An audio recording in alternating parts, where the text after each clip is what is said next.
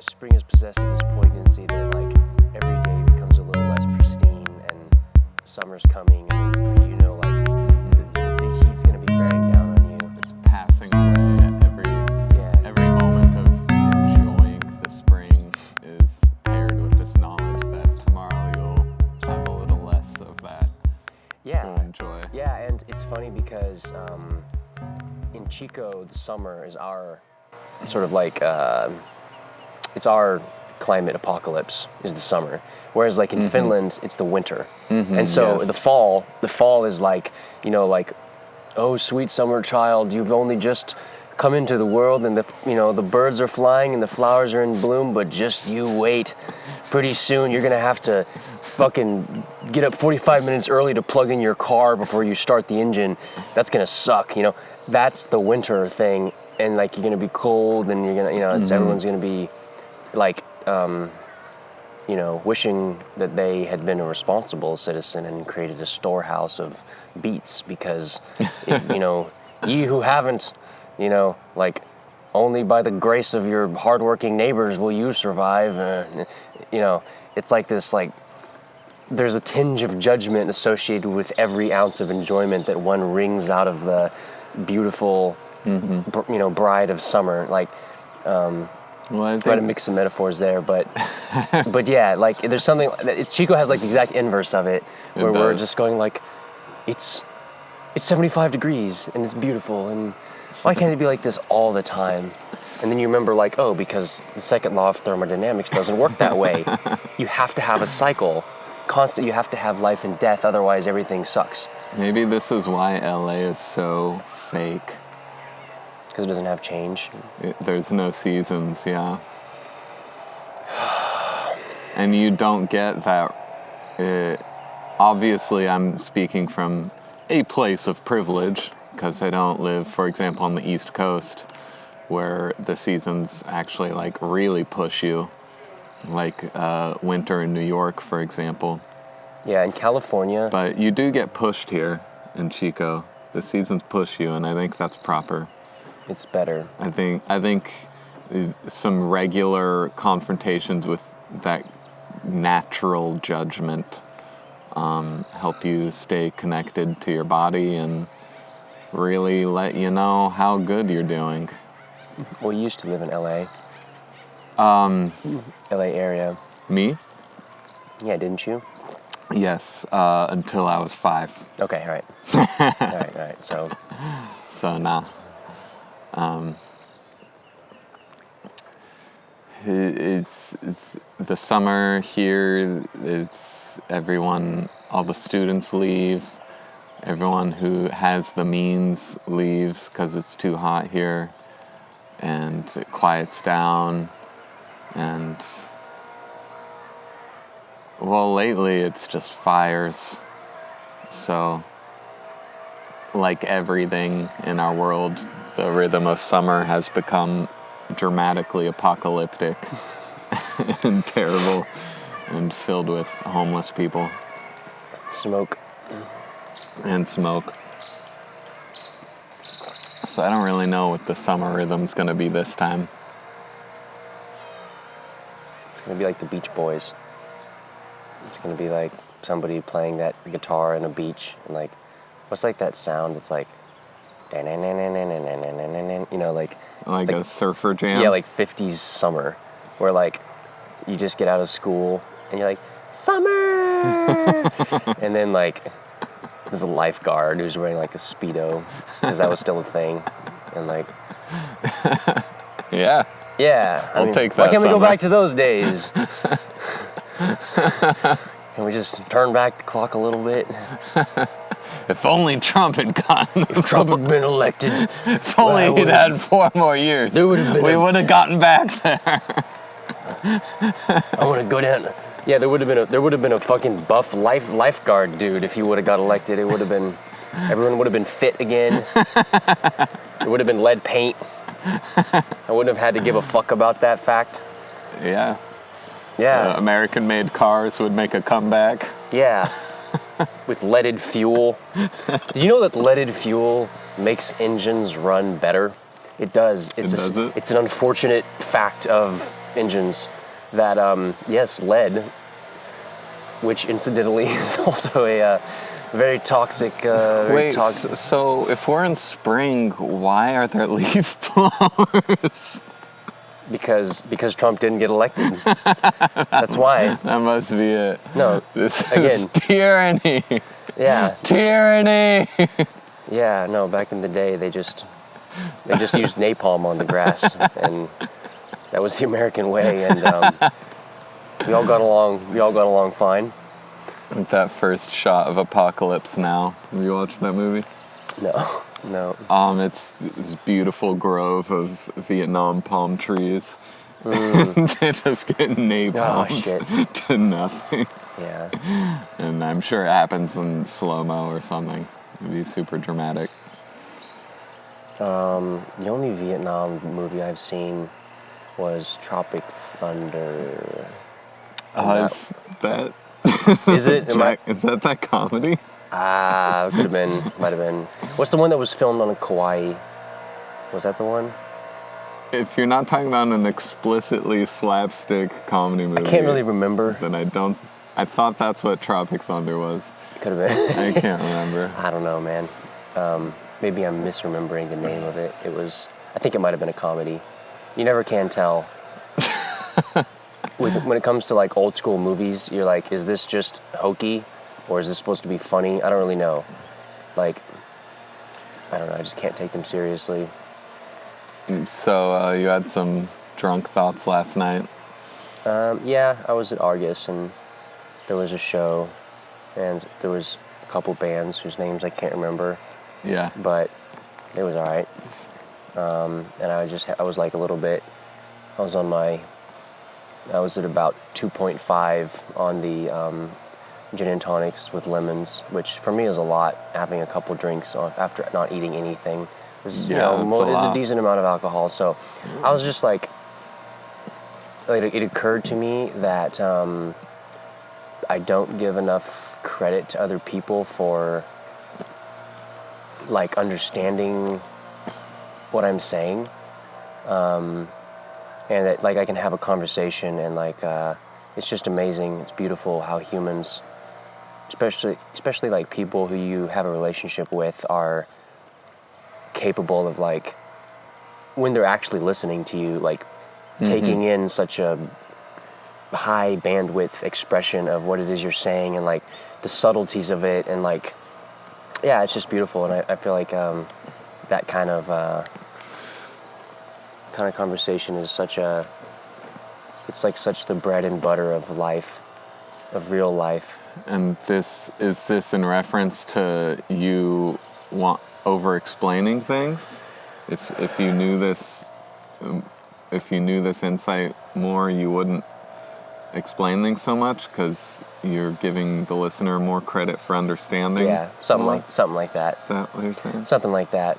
Yeah, I guess it wasn't, this realization was more of just an appreciation of, I guess I probably will continue to over-explain things, but like, I just, now I know in the back of my mind I don't necessarily need to. Maybe I won't in the future, I don't know. But yeah, there's just like, we are actually in more of like a, there's an automatic emotional union between us that I sometimes take for granted and don't realize how much other people are capable of listening. Maybe because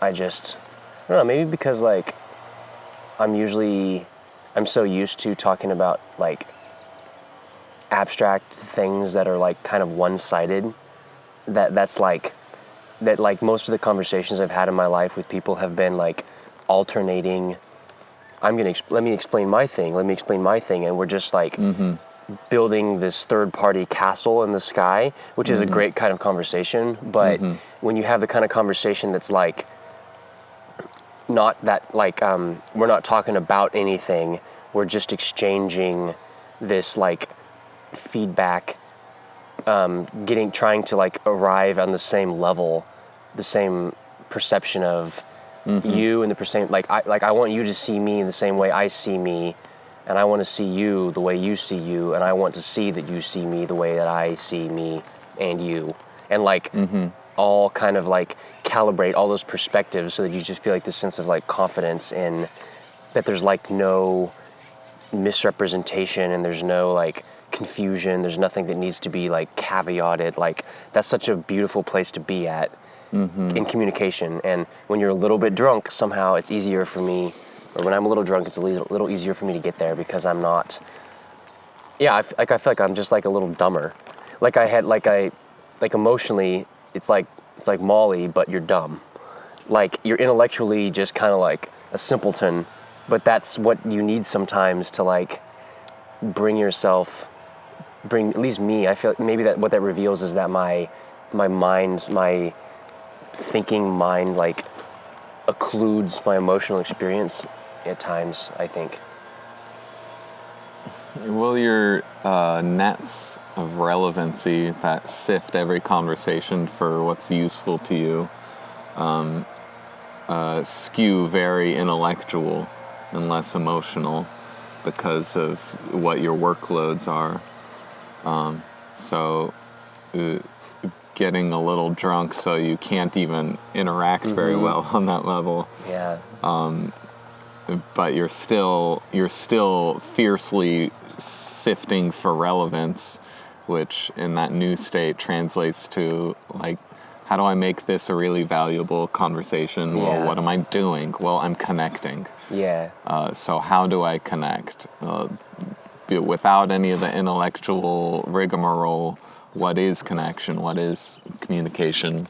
Yeah. And then it's revealed to be a very simple, self-evident, automatic thing.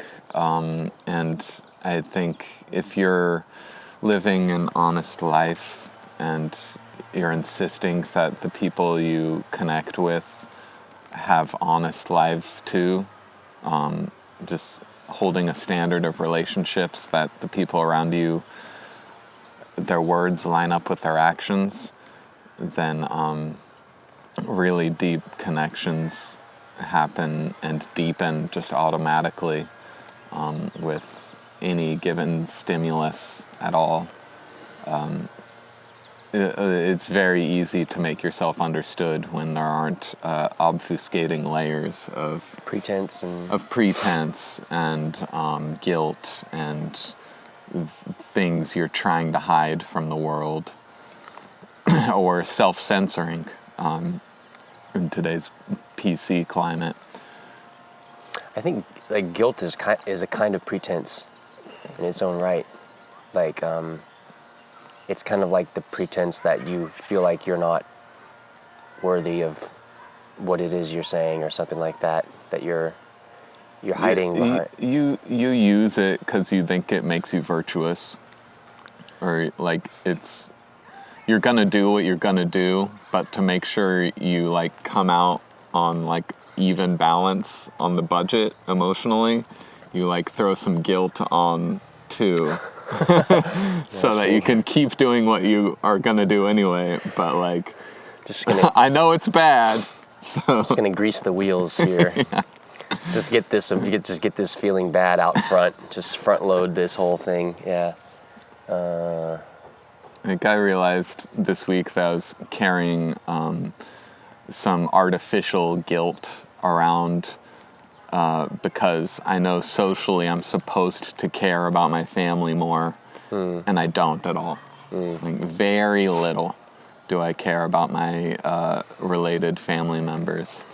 And I realized, like, oh, I'm still not, like, completely owning the fact of who I am and how I actually feel about these people around me. I'm trying to get at that, how I honestly feel, but I'm adding a dose of artificial guilt for the sake of, like, connecting with what culture is supposed to do. Like, well, oh, I know it's bad. I know you're supposed to connect with your family. So, like, I'm not going to do that, but I'll feel a little guilty to make up for it. Yeah. It's, Yeah, it's like, I think it's useful to realize that your emotions, like there's a kind of objectively true, subjective reality. And it's weird, it's this weird, like, special case, like, the objective world, obviously, we're used to that. We're used to everything.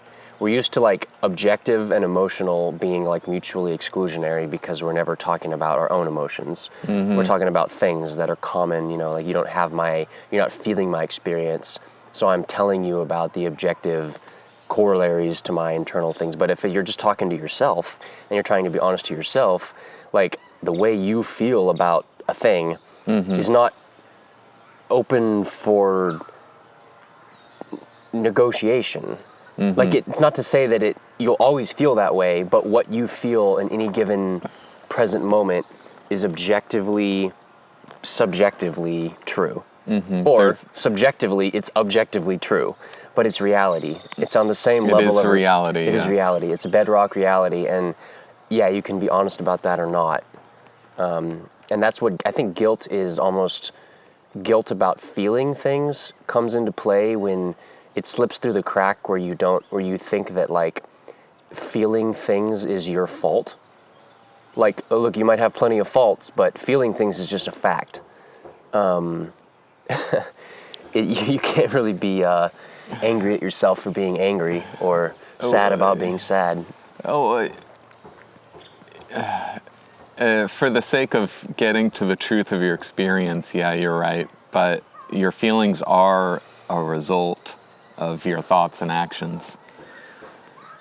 Like, pretending them away because they're the wrong feelings to have, yeah, you're right. That's not going to get you anywhere. You have to own up to where you actually are. But where you actually are is something you can take responsibility for. Of course. Yeah. Your emotions are the end equation of your thoughts and actions. Yeah, they're kind of the fruit of it. Yes. You add up all your thoughts, whether they conflict or not, and the given thoughts that have coalesced into actions, you add them all up, and they end up in a sense of life and your aura and your general emotional state. I think there's also emotions that spring from, like, nowhere, too. I disagree completely. Really? Interesting. You don't think that there's emotions that just well up from some primeval groundwater of the human psyche that have nothing to do with your life? That's not a narrative befitting an artist. Interesting. Radical responsibility is the destiny of an individuated human, and there can't be emotions that happen for no reason. That's it. Okay, an emotion comes up, you don't know where it's coming from. That's your unconscious speaking to you. You have an individual's responsibility to use that as an opportunity for individuation. So it came from somewhere. You just haven't articulated it in words yet. To say that just came from nowhere is analogous to just determinism itself. Like, oh, you get diabetes for no reason, it just strikes you from nowhere. Like, no need to change your diet, your lifestyle, or your depressive thoughts. These things just happen. Well, a lot of people would say that they just do. Like, a lot of people would say that. And maybe sometimes they do, you know what I mean? Maybe sometimes you do have, like, hereditary... Because, like, I think type 1 diabetes is hereditary.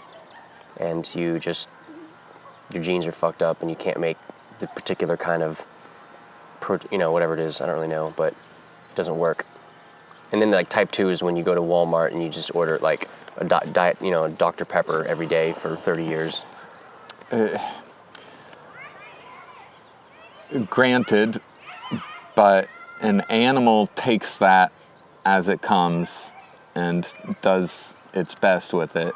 A human seeks to make sense of it and create a new context in which even the curses are leveraged towards that human's goal. Yeah.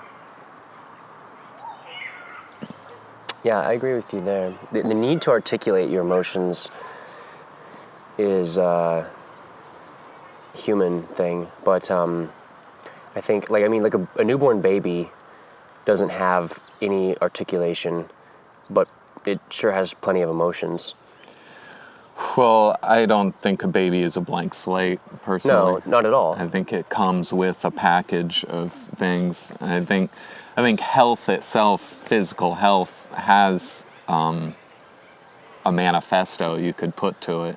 And babies come into worlds with thoughts. They're not articulated in language, but they are these Gestalt experience, belief, conviction things that amount to statements like, I belong here. It's good for me to exist. It's good for life to exist. Thus am I a baby and yelling and shitting and demanding food because it is good that I'm here. And I have something that's good to do if you just keep giving me food. Some people think, like, I think like Catholics, or at least used to or something, like think that, like, or maybe like some types of Catholicism, I don't really know. Back in the day, if the baby died before it was like 5 or something, they were like, well, it didn't really have a soul, so Right. There was the idea that his baby didn't have a soul until it had kind of individuated a little bit, which is an understandable thing to think. But I wonder... Well, it's a convenience. It's a thing of convenience, too. Yeah, of course. Because you don't always have the nutritional resources to raise every single baby. Of course. That comes... Yeah, like in Grizzly Man, like, the bears would just, like, eat their offspring if there wasn't enough food. Mm-hmm. Yep. Which is pretty fucking dark, but that's why they're bears. And humans, I suppose, were driven by, like, something a little more than a bored interest in food. In the words of Werner Herzog. Yeah, about the baby thing, I wonder if, like, another alternative view on that is, like, that there's just, like, millions and millions of souls swimming around in a baby, and that just looks like, and when I mean souls, I just mean, like, human personalities that are not, like, that some get expressed and some don't, like stem cells, kind of, like, there's so much undifferentiated humanity in, like, a baby, so you're just, all the colors are mixed together, and then they start to sort of crystallize and precipitate out, and some go down. And I wonder, you're living in your life, like, if you dive deep within yourself, you're kind of like diving down towards what you could have been, maybe, because that material is there.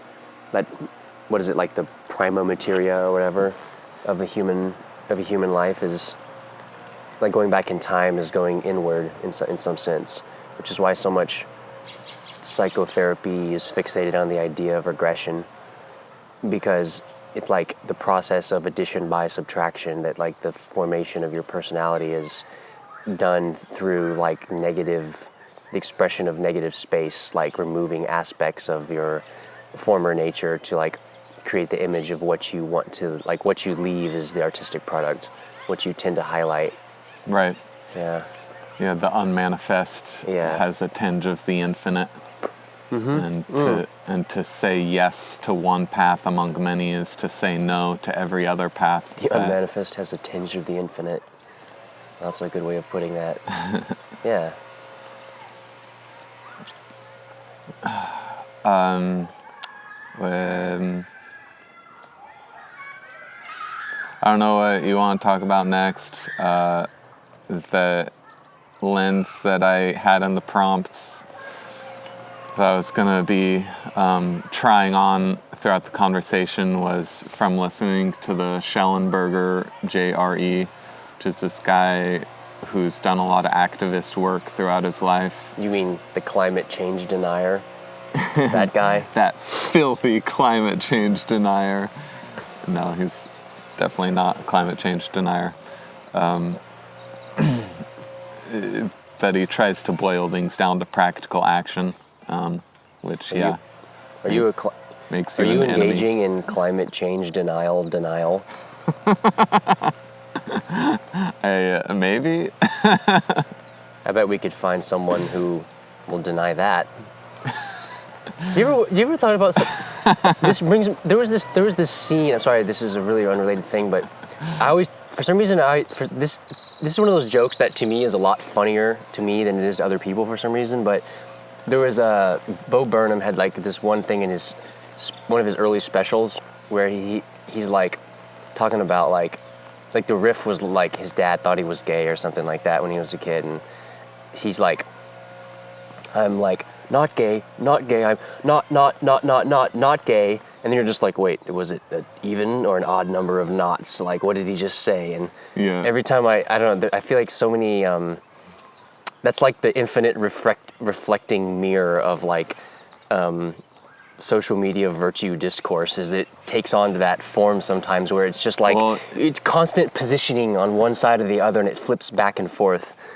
And whichever it ends on, it still basically ends up being the active part of the phrase that determines the thing. Exactly. Like, It's attachment. all I mainly heard was you saying gay a bunch in relation to yourself. Yeah, so, it just means you're attached to being, your identity has something to do with that thing. That's right, yes. Yeah, that's what it means. And you can obviously make a similar current thing about racism, or racist, anti-racist, yeah, anti-racist. It's kind of you smelt it, you dealt it. Anti-racist.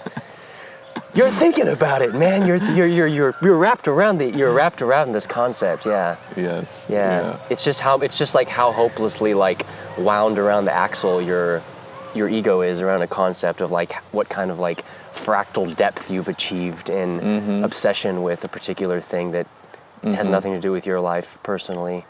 Like Trump. Like Trump, yeah. Yeah. Holy shit. Counter protesters. Just wrapping yourself around him, just like following his every word. See, that would be a fascinating... Because you hate him. That would be a fascinating thing to go out into the street and be like a gonzo interview and be like, okay, you're protesting this. You're the counter protesters. Like, are you here because of the counter protesters who are here because of you, or are you just here because of the thing? Like, at what point does that become the same thing? Is like being for something the same exact thing as being against the people who are against you? Like, and I feel like it is. Yeah, it seems very elementary to me, and I'm very disappointed in the liberal movement at large, because I feel like it's such elementary thinking. Like, if you're protesting the police, there's this underlying hippie layer where you are the police. And the more you hate them, the more you become them. Like, Ram Dass explicitly wrote that in his fucking book, Be Here Now, and Really? Every hippie in the 60s and 70s bought that book. Like, I thought we established that what you resist persists, but I guess we have to get that lesson over again. Yeah, it's also some Bob Dylan lyrics to that effect too. Yes. Most definitely. He's like something like something. Well, he understood that like he couldn't just protest injustice forever, because that would only perpetuate it. Like, he got his emotional like reaction out of his system, and then he wished it peace and moved on with his life. I'm trying to remember what the exact words are. It's like something.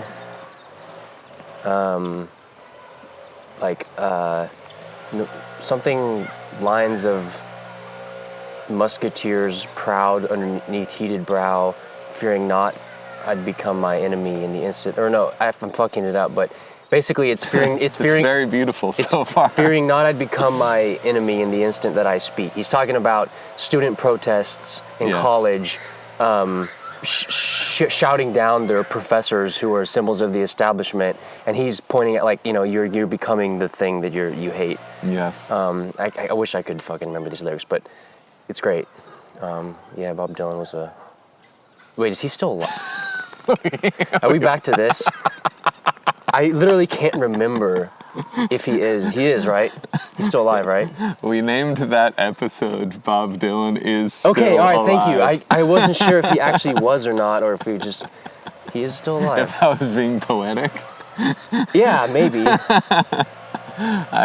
No, I'm much more literal most of the time than sorry. people give me credit for. What the fuck were you talking about before I went on this whole thing about? Well, let's take a pee break, let's do and it. maybe this leaf blower will go hang himself while we wait. Jesus. I'm watching Seven Samurai right now, like piece by piece. 50s Japanese Akira Kurosawa. Wow. Black and white. It's like animated? No, it's live action film. Oh, wow. It's like 3.5 hours. What the fuck is this bug? It's like inadvertently helped make all these Marvel movies with its basic structure. Really? Of like getting a band of superheroes together to like save the innocent people. So like a healthy amount of the film is just getting the band together. Yeah. And all the different, each member of the superhero cadre has their own like unique personality. Wow. So that was pioneered by this film? Yes. That's amazing. A lot of things were pioneered by this guy. Star Wars, the first one, is almost a direct rip off an Akira Kurosawa movie where they rescue a princess out of a medieval fortress instead of a Death Star. So I thought that rescuing the princess thing was like a much older trope. Well, I'm sure it is, but like in terms of direct movie plot, like we got the rapscallion Han Solo guy. Oh, really? And the hero, and the two comedic Chewbacca and no, the two droids. The comic relief. But there's those two characters in the Kurosawa film too. Merry and Pippin are just C-3PO and R2-D2. Yeah.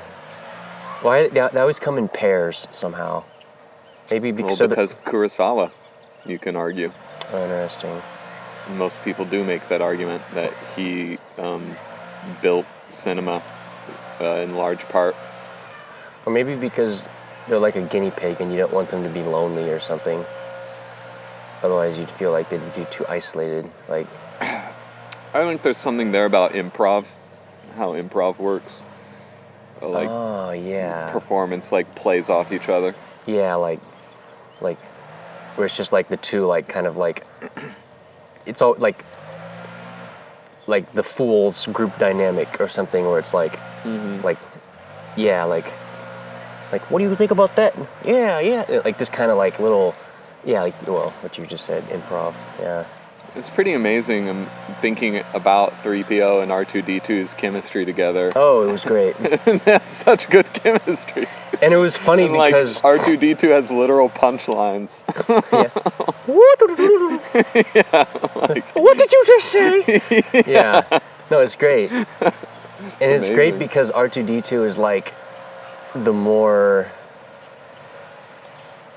he's obviously the more level-headed of the exactly. And he's more like wily and like self-confident in some way that he's almost like an animal. Yeah. R2-D2 is kind of an animal. Yeah, he's wow, yeah, he's like the mystical animal who has that like animal consciousness. Yeah. He's following his instinct. He's instinct driven, yeah. Yeah. And he's like the horse or something. And yeah, the horse can just like lead you back home while you're unconscious. Yeah, like when they're in the Death Star, R2-D2 just goes like, okay, I'm gonna do this. And like opens the doors and like, and 3PO's like, oh. Just like, he's like the 3PO's like very like comically intellectual and like even the way he moves is like, oh, hello. Like, totally out of touch with his body. Maybe he is the proxy for the audience. So the audience is completely disconnected. I wish we were fucking filming this. This is fucking interesting. Sorry. It's alright. I'm sorry. No. Okay. Maybe that's the problem with smoking off camera. Get into an interesting discussion. Wait, did you actually have that? You weren't hooked up with your thing. Wish we could keep that cut somehow. That was fucking... Yeah. I'm not going to try too hard to rescue it, but maybe it'll find its way in The there. bottom line is, R2-D2 is an animal. And he's got great punchlines. Yeah. And those two droids have great chemistry together. And it's may or may not have been pioneered by Kurosawa. that guy. Yeah. Yeah, it's I've watched a few of Akira Kurosawa's films now, maybe three or four. Mm-hmm. And it is always like peering through the smoked glass, because it's Japan, first of all, and it's the 50s, second of all. So there's so much that I'm missing, and who knows what the localization, well, that's a video game term, but the translations, like, Yeah. who the fuck knows if those have any actual bearing on what the people are saying to each other.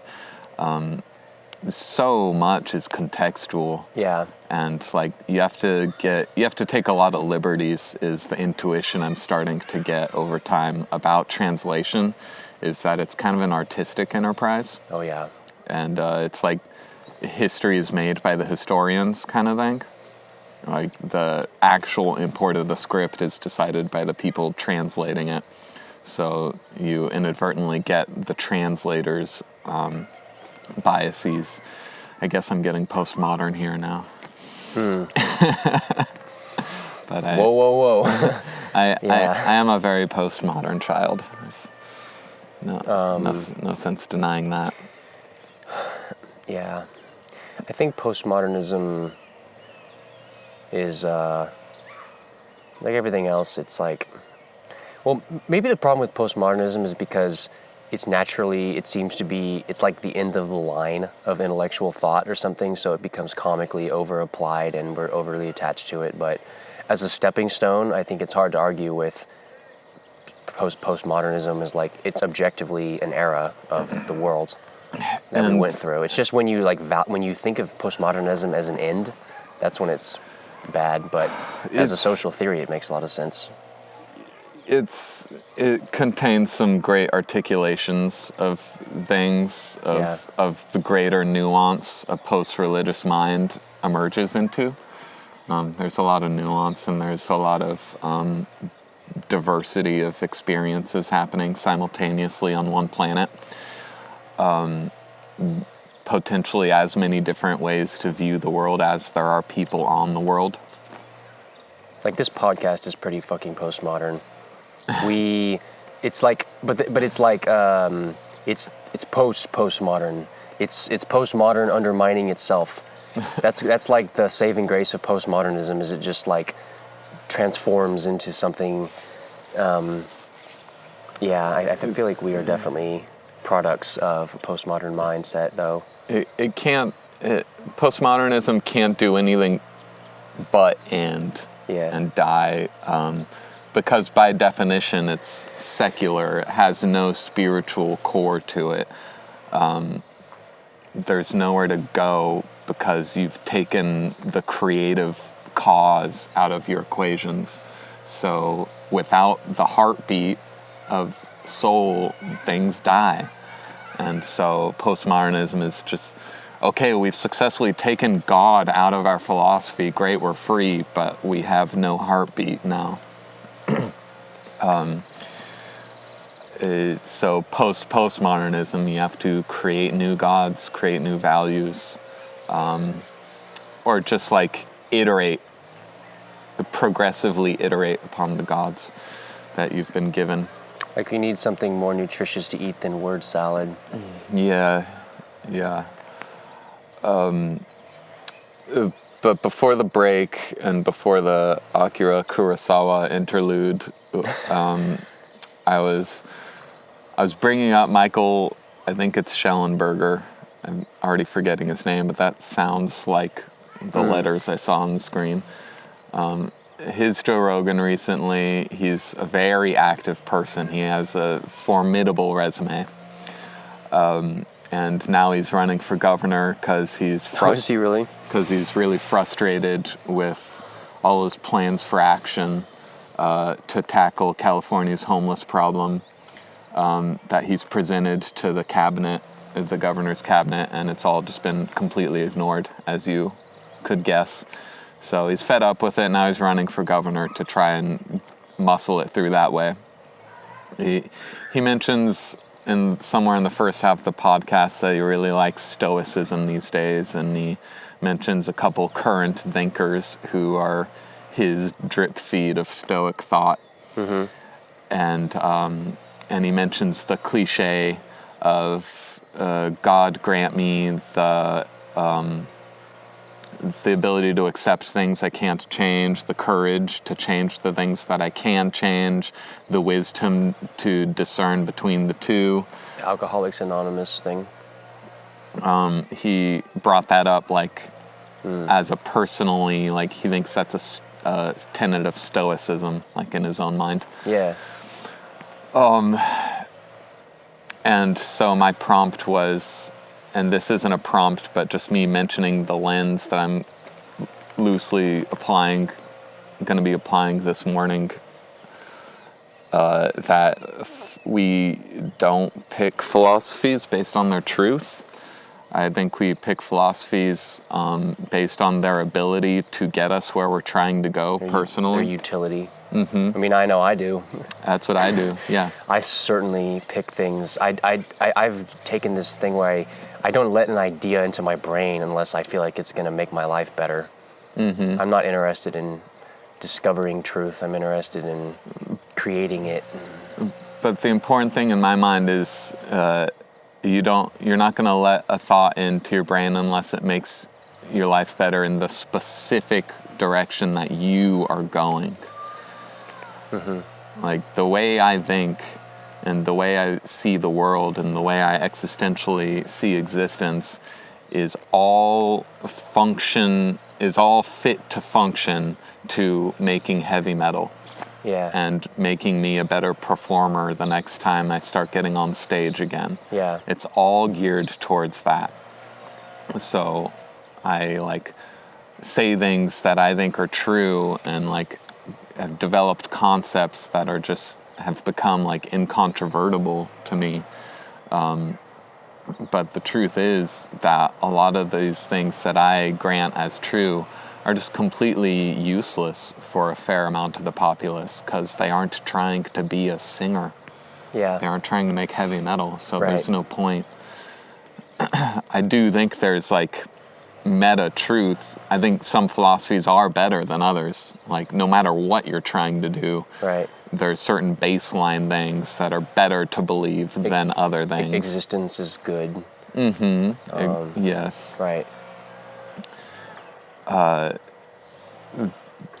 But yeah, it's much more about personal desire than universal truth in terms of what people believe. And so when I a couple weeks ago, I had some more direct conversations with more directly opposed people ideologically, opposed to what I believe. Right. And it's something for me to take into account in those kinds of communications are that whatever shit they think about the world and what's the most important things to focus on, they're trying to tell me the very practical things that have gotten them this far into their lives. This is what's helped them wake up this many days in a row. And here they are living and breathing in front of me. There's something about the way they think that's helped them get there. I mean, I can even remember in my own life there's periods of my life where I believed and acted in ways that were totally diametrically opposed to how I think about things now. And it worked for me, and I was totally convinced of it, and it gave me some kind of power. And it was, it's like kind of hard to separate, and this is the fucking postmodern shit again, but it's like the person who believes something, like the value of a belief is kind of a function of the person who believes it and the thing itself. And I don't think that's generally true, but I think it is particularly true in the strictly in the context of whether it helps your life or not.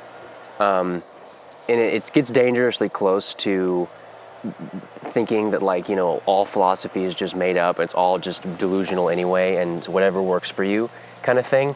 And sure, okay, but at least you have you can see the experimental results of believing one thing or another, and that's objectively true. It is. And that's really the only, it's like science. You judge things based on experiments, and so you're gonna run experiments with yourself. And yeah, I mean, sure enough, the experiments in my life where I believed things that were fundamentally nihilistic led me to a nihilistic outcome. And sooner or later, that's a self-correcting thing, because if you only believe things that lead nowhere, then there's nowhere left to go once you get there, and you just have to go back. But that's great for people who are trying to go nowhere. Sure, yeah, it's like a stable local minimum to be in, yeah. Like, if you're an apocalyptic environmentalist, then you think that the more humans there are on the planet, the worse it is. So if you accept that as true, then you have to be nihilistic, because the more human you're being, according to your own beliefs, the worse you are for the planet. So you have to adopt nihilistic points of thought to curtail your natural instincts to progress and improve and create and innovate and take up space. Mm-hmm. So you very purposely curtail your instinct to be more than you were with nihilism, because you've accepted that humans need to be shrunk down. Yeah, like the anti-growth, I think it's called, or degrowth. It's typically talked about like in the context of GDP, and it's like, look, yeah, the GDP is a pretty stupid way of measuring progress, because it is really made up and decoupled from the underlying reality. Because if you just generate a bunch of GDP based on like stocks or something, that doesn't necessarily speak to the amount of progress, innovation, that is created. Yeah. But just leaving that aside, the idea, if you're really against growth, you're, I think, making it more likely for humans to end in apocalyptic cataclysm than if you have like the sort of like the gall to double down. Like, if you're not ready to double down on life, what are you doing? Like, are you gonna take like a half step and try to, right at the moment of the leaping, you're gonna trip a little bit? Well, that's how you like fall down. Like, that's kind of what humans are up against. Like, as a species, we have so much momentum right now of like being able to like maybe come up with like a clean fusion reactor, maybe mine asteroids for the things we need instead of mining the Earth. Mm-hmm. Maybe create biotechnology that can like repair organs and we can all live to be 1,000. Okay, that's possible. But what's also possible is that like we blink and we only get like the half-baked things, and so we get like pollution and like if you basically dither in this like transitory stage, right. That's like basically the baby's being born and the doctor's like, oh fuck, let's just start shoving it back in. Yeah, the baby's gonna die. Like, you gotta keep going. Like, and this is the hippie idea of like, this is just birth pains, man. And like, I fucking believe that, okay? I'm fucking guilty of that, believing that hippie idea that it is birth pains. Yeah. But somehow that's become like less fashionable to believe that or something? That like, wait, so you don't believe that anymore? Is it taking too long? That's why you stopped believing that? You thought it would be born by now? Like, you thought that by now it would be like we'd all be living in Rivendell or something? I don't know. It's hard to say. We've never seen a cosmic species, be born into, like, we've never seen Star Child yet. Star Child was just a movie in the 2001 Space Odyssey. We have not seen an actual version of that yet, so we don't know if it takes a century. We don't know how long it takes, but it's going to take however long it's going to take. That's the truth. Yeah. Did you want to do your who guards the guards things? Who watches the Watchmen? Who watches the Watchmen? Yeah, that's a little better. I can't remember. See if I can remember the fucking Latin. Quis custodi et something, whatever. I can't. Okay. Who watches the Watchmen? It was it's like this comment on ancient. It's this ancient comment on the problems with setting up states. The problems with setting up any kind of political hierarchy is that, you want to have layers of oversight where, there's going to have these people whose job it is to make sure these people are doing their job, and you're going to have these people who are making sure, like, so you have this stack of managers. Yeah. Of course, the natural thing is, like, it's an infinite regress. Who's the person at the top just decides to, like, do something crazy. Well, who's going to stop them? I was thinking about that. I've been thinking about that a lot because it is more or less the biggest unsolved problem in governance in general. Like, if you look at governance as a problem to be solved, if you look at governance as a technological problem, which I increasingly do, just being interested in the crypto sphere of things, where it's becoming increasingly clear to me that really what's going on is that we're working on the problem of how to construct functional political systems. Yeah. It's not about money. It's not finance. Those are like what people think it is, but really the internet is not about media. It's not about commerce. It's about governance. The project of the internet is primarily political enterprise. And that is, I don't want to say that too loudly because I don't want people, I really am okay with this flying under the radar for a little while longer, and a few people watch this podcast, so I know it's not going to get too crazy, but I really, really, really think that at some point the governments of the world are going to publicly catch on to the fact that what's going on the internet right now is going to most likely supplant existing political structures, because the internet is capable of just like so much more raw throughput of like consensus than like the blockchain that you created like 300 years ago that was implemented with like like feather pins and what have you, muskets and proclamations and and like much like like much ado about like the king or what, I don't know, but we're at a point now where like we have this the amount of reality per second is increasing, and so the need to process and make sense of and parse and create consensus about reality is more. We need that more than ever, and so we're coming to a head.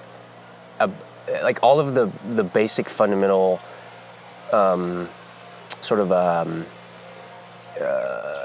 compromises and jury-rigged solutions to like these basic problems, like who watches the Watchmen, are kind of coming to the fore now, because since we're re-implementing political systems from the ground up for the first time in a while, I feel like it's worth revisiting these basic things, because who watches the Watchmen. Well, the actual answer to that in today's world is the guy with his finger on the nuclear button. That's who watches the Watchmen. And the only reason Right. that works is because he watches himself in some sense, because everyone dies. Like, it turns out that having an apocalypse button is a solution to Who Watches the Watchmen, mutually assured destruction. It's gotten us through some humps. Yeah, and although it comes with certain downsides, because it's an existential game of chicken every day of our lives, which is not ideal. So, Well, some downsides, but also potentially carbon emission-free energy for everyone. for a second, for a brief instant, we're going to have all the energy we need until... No, you mean like atomic energy? I mean nuclear reactors. I thought you were joking about if... yeah, we'd definitely solve the climate crisis if we all just blew each other up. Finally, I'm in Wisconsin, but I can get a suntan. Like that meme, like... Spent a second enjoying that suntan, now I'm dust. Don't have to worry about generating power if there's no humans. That's true. Where was I going with this? Yeah, Who Watches the Watchmen? So I was thinking about, so obviously one solution to the Who Watches the Watchmen thing is just, take the assumption of hierarchy off the table. Or take the assumption, maybe to put it more specifically, take the assumption of having the global structure of your political system be hierarchical. Like, there can be hierarchical structures embedded in a non-hierarchical global structure. And that is what we see in the ecosystem, and I've said this like 50 times, but I'll say it again, that like in ecology, that we're sitting in one right now, there's there's trees and there's all this stuff. The organisms are hierarchies and the ecosystem is a decentralized network. So like that's the proper mode of stability that nature has already found, is that you have to have the global structure be something that is more or less an objective sort of like judge of the fitness of like various hierarchies embedded within it. So we need a political ecology so that we can have like iterative process of design for our political systems. Like, maybe we can like establish a really rigorous like do-it-yourself nuke kit. It's not going where I thought it was going, but okay. That comes with certain principles and certain philosophies and certain fail-safes of how to push the button. And that's the only way to launch the nuke, is to like run all these serious questions through a conscious-minded person, and then democratize that little kit and give it to every country. Maybe they have to pass a DMV exam first. Kim Jong-un just goes on Amazon like, no, because Kim Jong-un he has to pass the test first. Oh yeah. Yeah, I bet that would. In all seriousness. I'm sorry. Oh no, it's all good. So then, like, does every new presidential election in the U.S. have to repass the nuke test? Or else the nukes get nuked? Because like Biden can't pass any sort of test and neither could Trump, in my opinion. You should have to take mushrooms. You should have to nuke your own psyche for a second. You definitely, before your inauguration day, you're visited by, in the early morning before your inauguration, you're visited by the America's like official, like patriotic Uncle Sam. This guy with a suitcase chained to his wrist comes and he doses you. It's like a shaman dressed as Uncle Sam, and he's like, it's your big day. You're gonna be the leader of the free world. But before you do that, I want you to have some experiences with me. And then you just takes him in like a closet of like the Lincoln bedroom and like fucking feeds him psychedelics, and then he has to he emerges out and blinking into the bright light of his inauguration. He's like, we should go on. Humanity is good. Let's not kill each other. And then Vladimir Putin's like, oh. I don't know. That was a fantastical tale of, I don't think, we don't deserve those people yet. I think generationally we are those people, and maybe there's just a aging out thing. Because like these older boomers, like, it'd be cruel to dose them on the moment of, like, putting the world's weight on their shoulders. Like, they're already getting dosed. It's called reality, like, and they have to be accountable all of a sudden. That's true. So, like, probably start with a joint. Just make them smoke a joint and deal with that. Anyways, so just to wrap up the Watchmen thing, I had this thought that, like, so the problem, ultimately, the thing, like, you could say it like this: ultimately, there is no one to watch the highest watchman, but the highest watchman still has to fucking eat. And if every single person is engaged in this panopticon, watching each other kind of situation, there's no one left to, like, provide for the basic things of life. And you see that with, like, totalitarian systems that progressively become more and more inefficient and stagnant and languid and sort of, like, unable to provide for themselves, and you have famines because... And they're forced to invade neighboring countries. Yeah, because you have such a low, like, if you progress towards a low trust society, which is sort of kind of what a panopticon, everybody watching everyone all the time, turn your neighbors in style thing, that kind of society doesn't have enough people who are outside of that,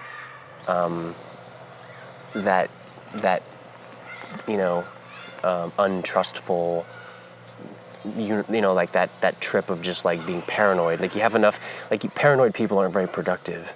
Paranoid people keep their behavior constrained within a tight bounds of what they perceive to be acceptable, like cancel culture. You see this, like, the beginnings of it, of, like, that's in the direction of progression towards totalitarianism, when people feel like they have to just be extra careful about the things they say, extra careful about the things they do.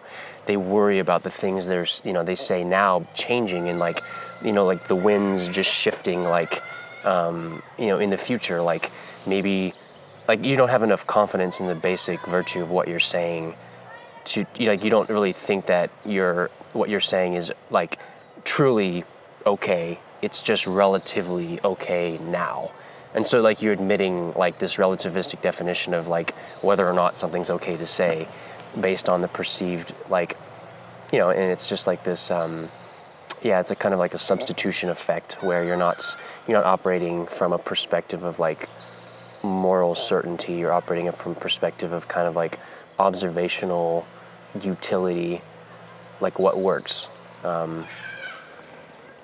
But yeah, that's just to the Watchmen thing. That's basically what it is. I think that the Watchmen ultimately will paralyze each other, and the organism will die, and there will be a non-Watchmen based society that springs up in its wake. So what's what we're seeing right now? I wonder if predators watch the Watchmen. If we had just, like, straight up pirates loose in the seas. Like the cleanup crew, sort of like, oh, this is a failed organization, let's go steal their shit kind of thing, maybe. Marauders. Marauders. Yeah. Because in nature we have parasites, and in nature we have literal predators to keep populations in check. Yeah, like the weak buffalo gets eaten by the wolves or something. I mean, that's one of the things. That's basically fascism. Fascism is part of fascism is, like, the sort of, like, idea that being strong is the way that you prove your right to exist, and that, like, having these really high standards, like, in Nazi Germany, like the trains, they're always on time, like, and if they're not, like somebody will be punished. Like, find, like, the dude who, like, fucked up, and like this is not fitting of our society, and everyone walks around in this kind of like don't fuck up, like, like, don't be slipping kind of, like, reality, which Okay, so that's kind of like giving yourself a steroid shot, you Yeah. know? So Yeah. maybe you need that for a second, but you can't be productive and you can't be sustained. You can't, that's just like the roid shot mode of societal development. Yeah. It doesn't lend itself, creatives, bohemians can't live in that kind of society, obviously. So you're going to really fall behind pretty quick, and you're going to have to import your bohemians from like France or something if you take on that mode of organization.